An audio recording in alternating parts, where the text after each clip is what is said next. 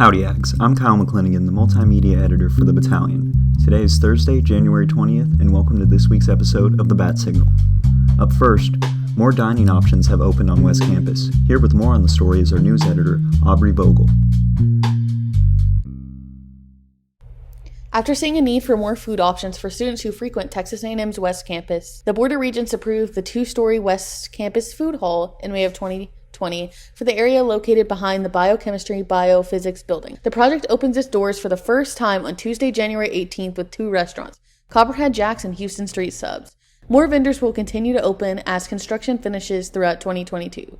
University Dining District Marketing Manager Stephanie Denson said the goal of the new center is to provide a bridge between main campus and West Campus and to allow for students who frequent the area to have a place to dine and hang out. Places like these are so important to Texas A&am and college campuses in general, Denson said. In order for students to have a place they can gather together, whether that is to have a meal and have college bonding experiences or to have a time for them to go study. It's a different atmosphere from places around campus, where you have lots of dining options in a fun and energetic atmosphere. Until the new Chick-fil-A location opens in February, Denson said the food hall will have adjusted hours, with Copperhead Jack's serving Tex-Mex favorites from 7:30 a.m. to 2 p.m., and Houston Street Subs offering fresh sandwiches from 10 a.m. to 2 p.m. At a later date, the food hall will also have a Shake Smart. In addition to this project, the former Ad Cafe, located in the Biochemistry/Biophysics building, will sport a full Starbucks with market and a Sushi location in the fall of 2022, Denson said. Students like animal science sophomore Riley Mabry said they are excited for the new addition to West Campus. I think it's going to help a lot of people just convenience-wise, because I know I'm very positive that people would actually go to main campus, and if their schedule had time, they could do that, but not everybody's does. So if they just want something like quick that's right there, they don't have to go far, it'll help out quite a few people. In state politics, anticipation builds as challengers from both sides of the aisle hope to win over voters and become Texas's next governor. In recent years, what has been regarded as an uneventful election cycle in Texas is shaping up to be one of the most anticipated midterm elections in the state since the 1990s. So far, the Texas gubernatorial election of 2020 has 13 candidates, with 5 Democrats and 8 Republicans. Presently, Beto O'Rourke, a 2020 Democratic presidential candidate, and Governor Greg Abbott stand as the favorites of their respective parties. Each frontrunner, however, faces a unique lineup of challenges spanning the full spectrum of the country's political climate. O'Rourke first garnered state and national attention when he ran for the U.S. Senate in 2018 and lost by a margin of less than 3% against incumbent Ted Cruz. 2 years later, he again gained national coverage after a failed 2020 presidential bid for the Democratic nomination. For this state race, O'Rourke's campaign announced he has raised $7.4 million so far, outpacing all other candidates. O'Rourke brings along with him the possibility of a tight race, political science professor Anthony Ives said. Over the past 10 years, there has been a slow increase in the competitiveness of elections in Texas. Texas elections are often not competitive. During the period before 1990, it was almost always Democrats winning. And in the period since 2000, it's almost always been Republicans winning. So that all gives anticipation to the prospects of this perhaps being a close gubernatorial election, and there has not been a close gubernatorial election in quite some time. I've said he has doubts about whether the gubernatorial election will have a similar course of events as the Senate election in 2018. And so that election came down a lot to the generic likableness of Beto compared to a generic dislikability for a certain segment of the population to Ted Cruz. Greg Abbott does not have that personal factor, and I would be very surprised if the election were as close. Greg Abbott won his last election by more than 10%. It would not be terribly surprising to me if he won his next re-election by a similar margin. Greg Abbott has been the governor of Texas since January 2015 and has recently gained national attention for both his reversal of COVID-19 guidelines and his aggressive approach to border security. He has also raised over $18.6 million, with an additional $65 million in his war chest, according to the Texas Tribune. It is unlikely that Abbott will lose the Republican nomination, but anything could happen in the current political climate, Kirby Goidel, professor of political science at A&M, said. Yeah, I would be surprised if he lost the nomination, but, when we look at the things we know as political scientists and in contemporary politics, and we say things like that, it's kind of a little bit like saying, wow, that was a 100-year storm. And people look around and go, but we just saw like 500-year storms in the past year. What's that? What does that mean, really? And I think in the political system, there's sort of an equivalent to what's going on. Abbott is probably most worried about drawing criticism from his contemporaries, Goydell said. Probably the bigger danger for him is simply that, you go through an electoral cycle. It's nice if you are the incumbent in the governing party, if you can minimize opposition and minimize criticism during the primary, because that sort of criticism can sort of weaken an incumbent president, incumbent governor or an incumbent politician of any sort, because we tend to take it a little more seriously when a Republican is criticizing a Republican than when a Democrat is criticizing a Republican, right? It's normal party politics for Beto O'Rourke to say Abbott's not doing a good job. To have another Republican say, I don't think he's doing a good job, can be something that could weaken him in the general election. Abbott definitely has the advantage, Goydell said. No, I think it's going to be. I think it'll be an interesting race. Like I said, the context works against Beto.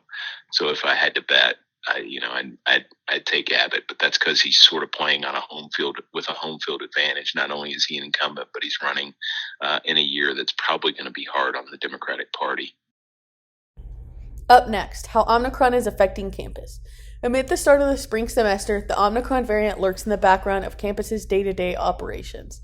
Beginning the 5th semester since the outbreak of the novel coronavirus, Texas A&M, alongside the rest of the world, has learned to adapt and trek on as SARS-CoV-2 continues to evolve. Recently, the Omicron variant, which was first reported in Botswana and South Africa on November 24th, was confirmed in the Brazos Valley on December 20th. The World Health Organization has called Omicron a variant of concern with increased risk of reinfection. Before the start of classes, the campus population had a positivity rate of 23.4% for the week ending January 8th. Student Health Services Director Dr. Martha Dannenbaum said in an email to the battalion that with the return of classes and students on campus, they expect the increase in cases on campus and in the surrounding areas. With the return of students and faculty, we expect there to be an increase in the raw numbers of individuals who test positive for COVID-19 and influenza, just based on the large increase in the numbers of people who will be testing, Dannenbaum said in the email. We typically see an increase in respiratory infections from all of the various viruses after winter break.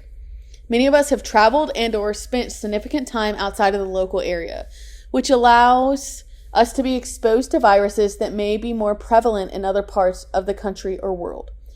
The Brazos Valley has an 8.11 positivity rate and 3,286 active cases as of January 18th, according to the county COVID-19 dashboard.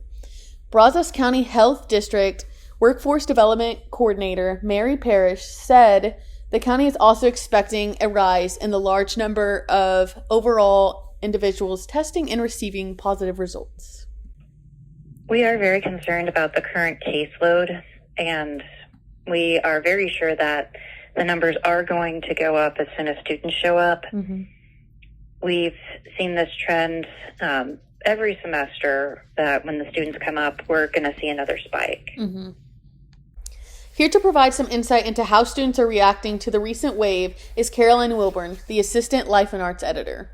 Nearly 2 years after the COVID-19 pandemic caused Texas A&M to move to online classes in March 2020, students are now facing the reality of another daunting semester, now with the Omicron variant. Molecular and cell biology junior Madeline Moody said due to her vaccination status, she's not nervous to return to campus. I'm personally not very nervous. I am fully vaccinated. I haven't gotten my booster yet, but I'm planning to get it soon. So I know it's a risk to get COVID, but at the same time, I know that because I'm vaccinated, if I do get it, it will maybe make me feel bad for a couple days, and then I'll return to normal after quarantining and everything. So I'm not too worried personally. I know it can be more of a concern for other people, but I'm mainly just excited to be able to have in-person classes. During the start of the fall 2021 semester, A&M administration required students and staff and faculty to complete mandatory COVID-19 testing, 2.7% of which came back positive. Computer science senior Sam Jafaris said he wished the administration took similar precautions this semester. I really do think that having mandatory testing is imperative to make sure we have a safe return to school with the exponential rise of cases that we are seeing across the country and within our county. For the last story of the day, I'd like to welcome our assistant opinion editor, Nathan Varnell, who was called on A&M to reclaim the campus golf course to build mixed-use, affordable housing for students and on-campus employees alike. The golf club at Texas A&M is a typical 18-hole course featuring 6,000 yards of golf from the tees and 171 total acres of land. It's a rolling plain welcoming students and guests alike to the university. The course occupies nearly a quarter of the main campus land and is approximately half of the total sweeping greenery surrounding New Main. Development on this land is obviously not a foreign concept to A&M's Board of Regents in recent years. The course itself, originally built in 1950, was renovated in 2013, the same year Hullabaloo Hall was completed. Yet for every year that countless new capital projects are approved by the Regents, such as Aggie Park or the new rec center just yards from the course itself, since White Creek in the Gardens, another year goes by without more university-operated student housing on campus. Another year goes by that the Department of Residence Life increases the cost of the existing on-campus housing. Another year goes by when the university spends tens of thousands of dollars on the upkeep of the golf course land that could easily go to said housing, or any number of other actually meaningful ventures. Another year that millions of gallons of water will be wasted to keep the turf grass acceptably green for the old ags that the association wishes to woo for donations. As it stands, even if A&M wanted to house every incoming freshman on campus, it couldn't do it. With an incoming freshman class of just over 11,400 students and 11,366 beds, it sounds doable, albeit right at A&M's limit. But Carol Benzer, the Director of Administrative and Support Services at the Department of Residence Life, said Res Life receives 10,000 new applications and 2,500 renewals annually. Okay, if we do the math, Res Life just has to reject about 1,000 applications, right? That's only 1,000 students displaced off campus. Simply put, A&M is reaching capacity. There is no doubt that Res Life staff had the best intentions when booking students for the fall, arguably overbooking if you ask the right people. At fault is the A&M system, specifically Chancellor John Sharp for not prioritizing more housing while the university pushed initiatives such as 25 by 25, the goal of recruiting 25,000 engineering students by 2025. A&M has proudly paraded its efforts to be more sustainable and environmentally conscious, and it certainly has made strides in that direction. Let's take a closer look at our lovely golf course again. A few of the course's 171 acres have been dedicated to the new rec, but otherwise that's largely turf grass.